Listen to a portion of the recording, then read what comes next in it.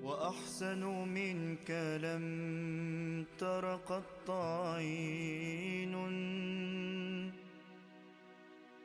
وأجمل منك لم تلد النساء.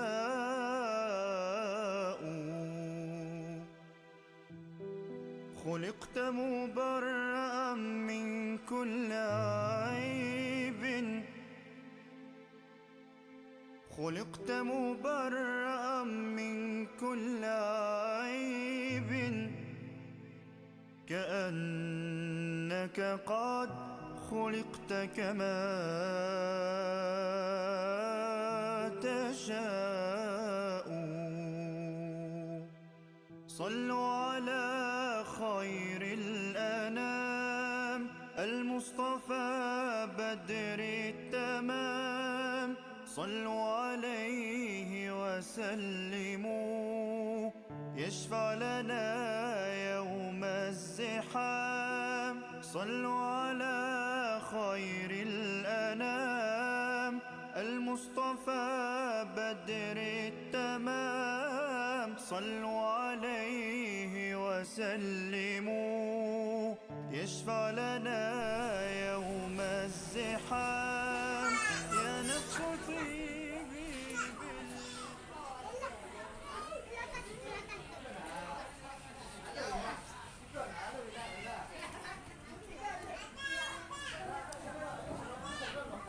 Baiklah, di sini saya bersama salah satu jamaah suluk Jamaatul Darussalam, yaitu bersama Al Ustadz Safrizal SPD.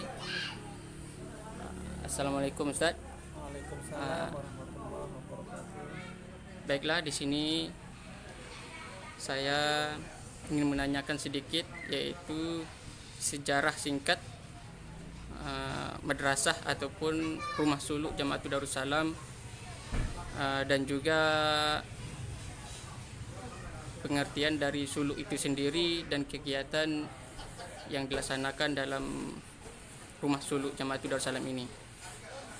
Silakan Pak Ustadz. Terima kasih. Assalamualaikum warahmatullahi wabarakatuh.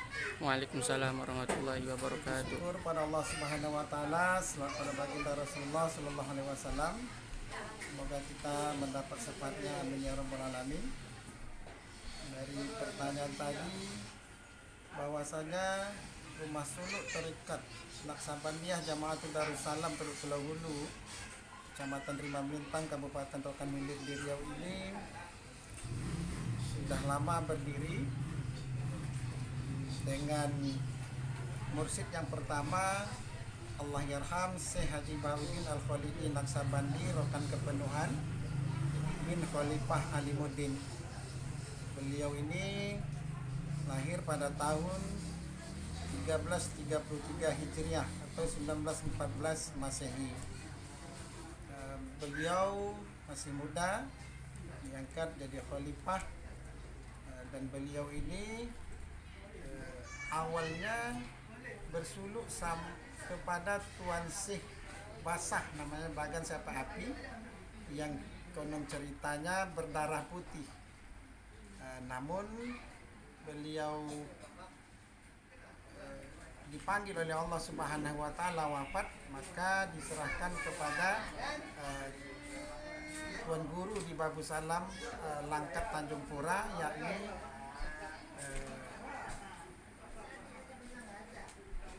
Syekh Haji Daud Al-Khalidi Naqsabandi. Setelah itu maka diserahkanlah ke Babu Salam Langkat. Namun beliau, dari ceritanya dari orang-orang yang bersama beliau waktu hidupnya, beliau memang menyerahkan murid-muridnya ke Babu Salam Langkat, namun beliau tidak mengikuti. Barangkali itulah adab dalam melaksanakan Tarekat Naqsabandiyah yang namanya suluk. Kemudian beliau, Allahyarham, dipanggil oleh Allah Subhanahu wa taala 13 Safar 13 Safar atau 1968 Masehi,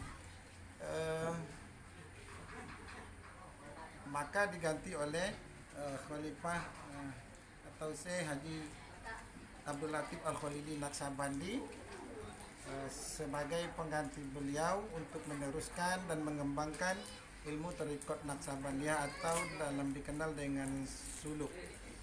Adapun suluk kali ini yaitu suluk menyambut haul daripada Allahyarham Syekh Haji Bahauddin Al-Khalidi Naksabandi. Jadi haul yang kali ini haul yang ke-50-nya, yang ke-50 tahunnya beliau sudah dipanggil oleh Allah Subhanahu wa taala.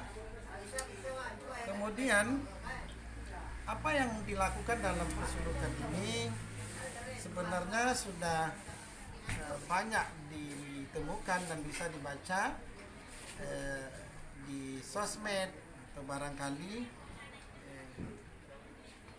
berupa seperti itu.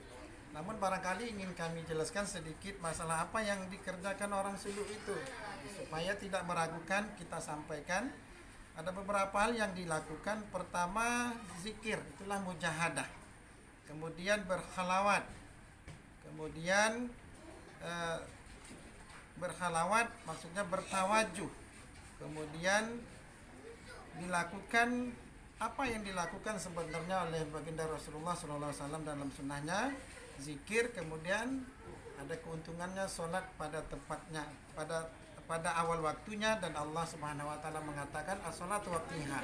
Sholat yang paling bagus itu tepat pada awal waktu, dan orang suluk Thariqat Naksabandiyah menjaga waktu. Kemudian berzikir, berkhalawat, bermujahadah kepada Allah Subhanahu wa taala. Adapun suluk yang kita lakukan di Teluk Pulau ini di Madrasah Thariqat Naksabandiyah Jamaatul Darussalam untuk menyambut Isra dan Mi'rajnya baginda Rasulullah SAW pada bulan Rajab. Ini suluknya 10 hari. Kemudian suluk menyambut bulan haji ataupun dalam bulan haji tersebut, Zulhijjah 10 hari.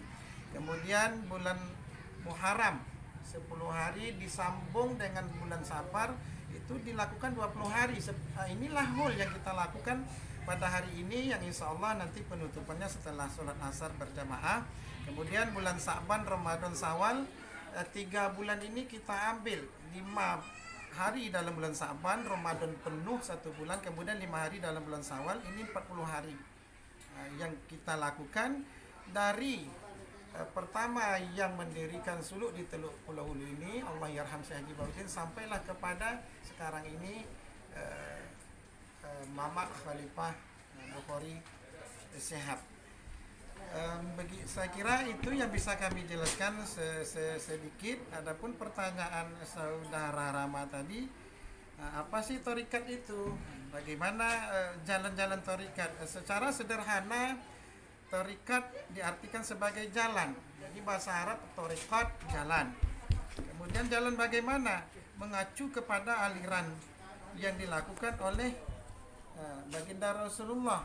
Berawalnya dilanjutkan oleh Sayyidina Abu Bakar Siddiq, dan seterusnya sampailah kepada, singkat cerita, Allahyarham Syekh Haji Tuan Guru kita Babu Salam, yakni Abdul Wahab Rokan Al-Khalidi Naksabandi, itu pusatnya, maka dikembangkan ke daerah.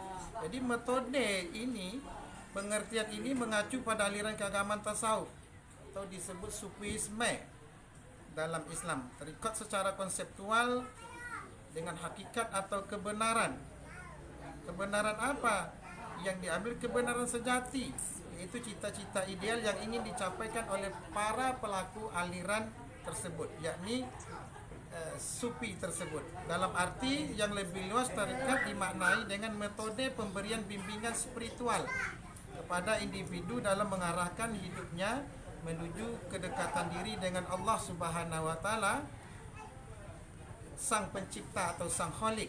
Kemudian apa tujuan thariqat Naksabandiyah?